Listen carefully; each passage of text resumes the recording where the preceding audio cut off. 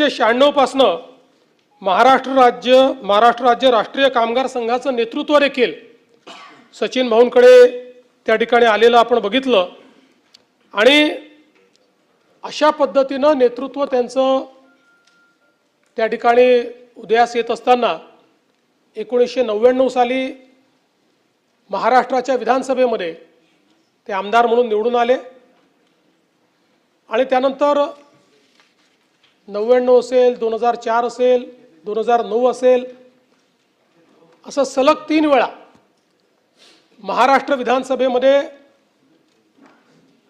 ते निवडून आले आणि 2009 साली त्यांना राज्यमंत्री म्हणून काम करण्याची संधी मिळाली। त्यावेळी अशोकराव चव्हाणांचं सरकार आणि नंतर पृथ्वीराज बाबांचं सरकार, या दोन्ही सरकारमध्ये राज्यमंत्री म्हणून ते काम करत होते। गृहनिर्माण, सामाजिक न्याय, खनिकर्म, पर्यावरण, आदिवासी विकास अशी अनेक खाती, या खात्यांचं काम त्यांनी केलं आणि आम्ही देखील विरोधी पक्षाचे आमदार म्हणून ज्यावेळी प्रश्न उपस्थित करायचो त्यावेळी समर्पक उत्तर देणारा मंत्री म्हणून त्यांच्याकडे बघितलं जायचं। कुठल्याही विषयाचा योग्य अभ्यास करून त्या विषयाला न्याय कसा देता येईल अशा प्रकारचा त्यांचा प्रयत्न असायचा। अनेक वेळा एखादा महत्त्वाचा प्रश्न आमचा असेल तर तुमची काय अपेक्षा आहे अशी चर्चा देखील ते करायचे की जेणेकरून उत्तरामध्ये सकारात्मकता आली पाहिजे आणि प्रश्न सुटले पाहिजेत। आणि म्हणूनच मला असं वाटतं की या सगळ्या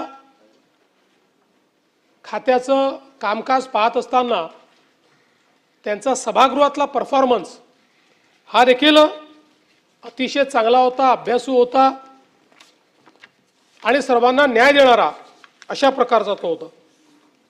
राष्ट्रवादी काँग्रेस पक्षाचे मुंबईचे अध्यक्ष म्हणून त्यांनी एक कार्यकाळ गाजवला आणि मोठ्या प्रमाणात पक्षाचा विस्तार करण्याचं कार्य त्यांनी केलं। पुढे त्यांनी शिवसेनेमध्ये प्रवेश घेतला। 2019 साली खरं म्हणजे ते निवडणूक लढतील असं त्या ठिकाणी चाललं होतं, पण जी काही पक्षातली परिस्थिती होती त्याच्यामुळे त्यांनी निवडणूक न लढण्याचा निर्णय घेतला। सुनील शिंदे साहेबही होते, सचिन भाऊही होते, पण पक्ष नेतृत्वाला त्या ठिकाणी संधी मिळाली पाहिजे म्हणून मग हे दोन्ही आमचे मित्र या ठिकाणी विधान परिषदेमध्ये आले आणि विधान परिषदेमध्ये आल्यानंतरही खरं म्हणजे जो काही पहिले उद्धवजीचा काळ होता, नंतर मग शिंदे साहेब, मी, अशा काळामध्ये ज्या जी त्यांच्यावर जबाबदारी आली त्या जबाबदारीला न्याय देण्याचा प्रयत्न त्यांनी केला।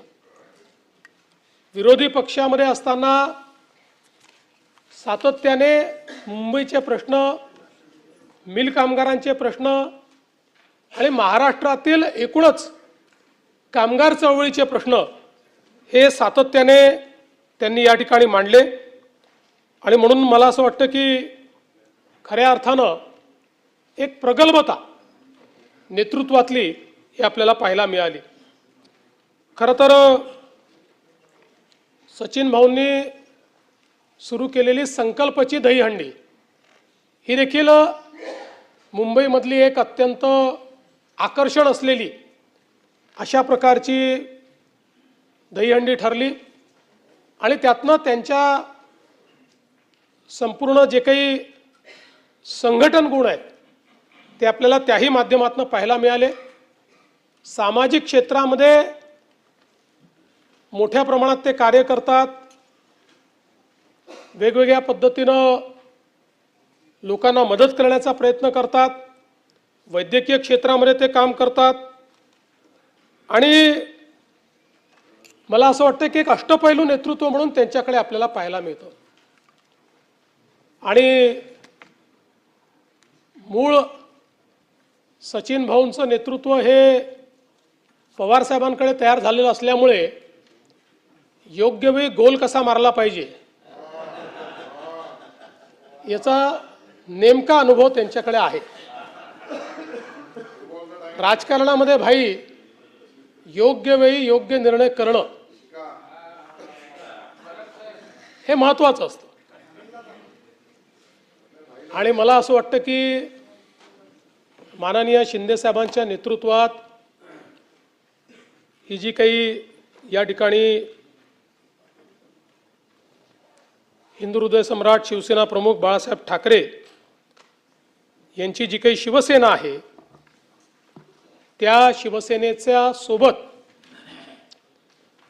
कारण ते जेव्हा सभागृहात आले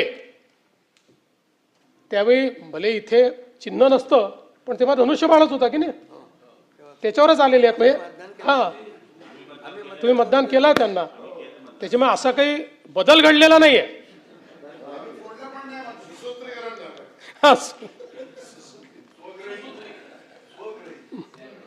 आणि मला याचा विश्वास आहे की त्यांच्या निवडीनंतर फारसा कोणी प्रश्नही विचारणार नाही, कारण ते सगळे प्रश्न जेव्हा निलंबित झाले